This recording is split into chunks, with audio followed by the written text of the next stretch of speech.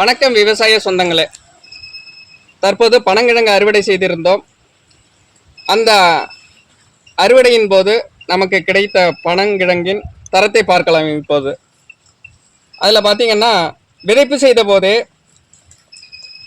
அந்த விதையை தரம் பிரித்து நாம் கிழங்கு விதைப்பு செய்ய வேண்டும், கிழங்கிற்கு விதைப்பு செய்ய வேண்டும் என்பதை சொல்லியிருந்தோம்.